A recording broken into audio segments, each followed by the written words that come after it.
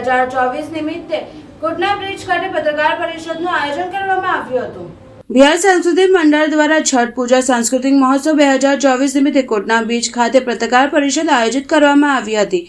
દર વર્ષની જેમ આ વર્ષે પણ બિહાર સાંસ્કૃતિક મંડળ દ્વારા છઠ પૂજાનું આયોજન કોટના બીચ ખાતે ગુરુવારે તારીખ 7 નવેમ્બરથી શુક્રવાર સવારે 8 નવેમ્બર સુધી અધ્યા અર્પણ કરી પૂરી કરવામાં આવશે। તે અંગે જાણકારી આપવા આજરોજ કોટના બીચ ખાતે પત્રકાર પરિષદનું આયોજન કરવામાં આવ્યું હતું। આ પ્રસંગે સાંસ્કૃતિક મંડળના હોદ્દેદારો દ્વારા જણાવવામાં આવ્યું હતું કે તેઓ દ્વારા આ વ્રત દરમિયાન આવતી મહિલાઓ માટે સંપૂર્ણ વ્યવસ્થાઓ તેઓ કરી છે। આ કાર્યક્રમમાં બિહારથી પ્રસિદ્ધ કલાકારો એવं મ્યુઝિક ગ્રુપ દ્વારા સાંસ્કૃતિક કાર્યક્રમની પ્રસ્તુતિ કરવામાં આવશે। મંડળના હોદ્દેદારોએ જણાવ્યું હતું કે આ વર્ષે આશરે 50,000 જેટલી મહિલાઓ દ્વારા આ વ્રતની પૂજા અહીં કરવામાં આવશે।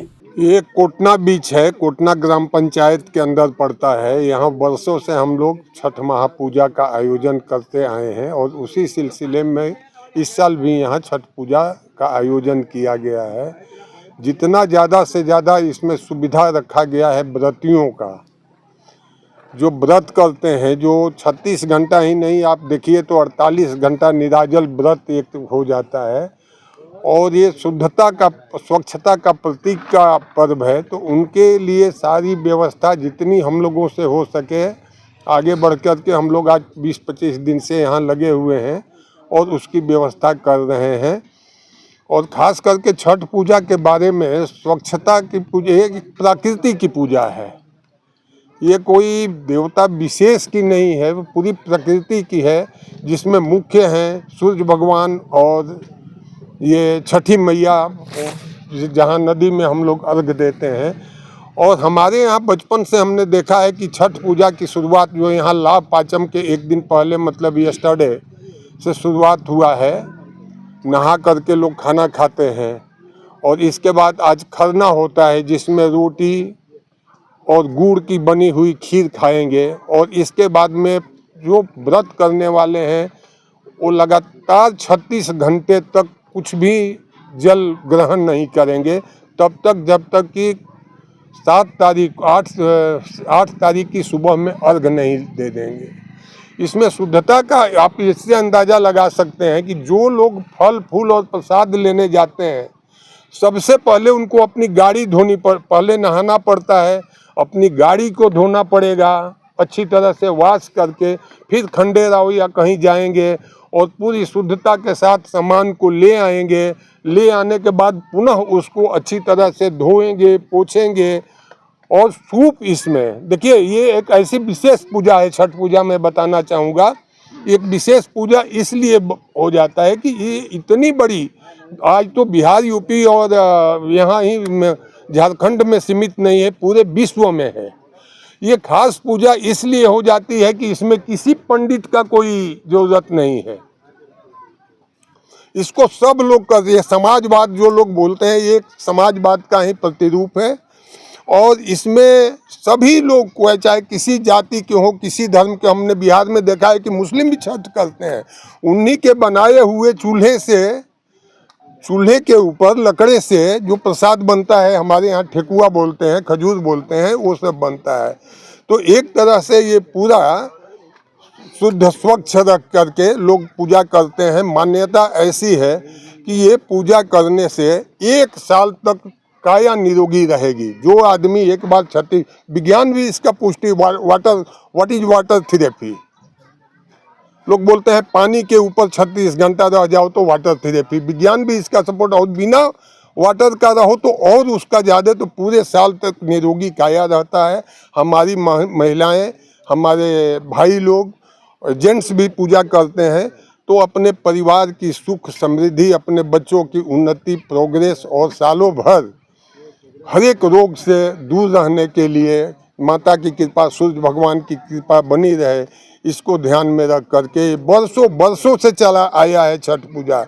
ऐसा मान्यता है। मान्यता क्या, ये तो प्रूव है कि जब भगवान राम वनवास काट करके रावण वध के बाद जब अयोध्या में पहुँचे थे, तो रावण बहुत बड़ा ब्राह्मण और प्रतापी राजा था। तो लोगों ने बताया, उनके गुरु ने राम के बताया कि तुमको ब्राह्मण वध की हत्या लग चुकी है। उन्होंने बोला कि भाई तुमको आज दीपावली के दिन खुशी मनाई गई, तो बोले कि ठीक 6 दिन के बाद जो छठ पूजा आ रही है वो सूर्य की पूजा है, वो पूजा करोगे तो इस पाप से तुमको मुक्ति मिलेगी। भगवान राम सोचे हम राजा हैं, क्यों नहीं अपने पंडित को ही, अपने पुरोहित को बुला करके बोल करें अपने यहाँ पूजा। उन्होंने बोला नहीं, तुमको हमारे आश्रम में, हमारे नदी के किनारे यहीं आकर के करना पड़ेगा, तो वहाँ से मिलता है। दूसरी एक कथा इसमें आती है, सूर्या षष्ठी भी बोलते हैं। कौरव को पता चल जाता था और पता चलने के बाद फिर से 12 बरस का वनवास शुरू हो जाता था। तो ऐसी भी पुराणों में वर्णन है महाभारत काल में कि कुंती ने पूछा श्री कृष्ण से कि कृष्ण भगवान क्या ये हम लोग ऐसे ही चलते रहेंगे, जहाँ जाते हैं पकड़े जाते हैं। तो लास्ट जो इनका मिलता है वनवास का, अज्ञातवास का, वो झंड हनुमान के पास मिलता है। उसके बाद डायरेक्ट युद्ध पर आ जाता है। तो कृष्ण भगवान ने भी बोला कि देखो कुंती, तुम्हारे लोग युद्ध होगा तो जीत नहीं पाएंगे इस युद्ध में, विजय निश्चित तुम्हारी नहीं होगी, निश्चित विजय तो कौरवों का होगा। तो कुंती ने तुरंत सवाल पूछा कि ये कैसे संभव है। तो बोला कि देखो जो कर्ण, अकेला कर्ण है कौरवों के जो ग्रुप में योद्धा, वो बहुत ही शक्तिशाली है, अकेले सबको मार डालेगा वो क्यों भाई? तो बोला कि वो सूर्य पुत्र है और हर रोज घंटों नदी में खड़ा होकर के सूर्य की उपासना करता है। इसके चलते उसके शरीर में इतना बल और शक्ति है, उसमें इतनी आत्मविश्वास है कि उसके आगे। फिर कुंती ने जब पूछी कि भाई तो हमको करना क्या पड़ेगा, तो उन्होंने बताया कि तुमको भी छठी व्रत करना पड़ेगा।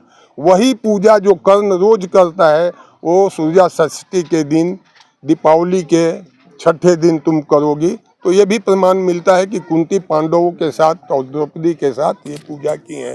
कहानियाँ बहुत है। सागर नदी के तट पर कोटना बीच पर आयोजित छठ पूजा महोत्सव में पधारे हुए सभी हमारे पत्रकार बंधु का हम खूब हार्दिक अभिनंदन, वंदन और स्वागत करते हैं। आप लोग बड़ोदरा से इतनी दूर समय निकाल के इस धूप में आप लोग आए, आपका खूब स्वागत। और छठी मैया की कृपा और सूर्य देव की कृपा आप सब पे बनी रहे। आप लोग खूब प्रगति करें, स्वस्थ करें, आपके घर में उन्नति प्रगति बने रहे, ऐसा हम प्रार्थना करते हैं।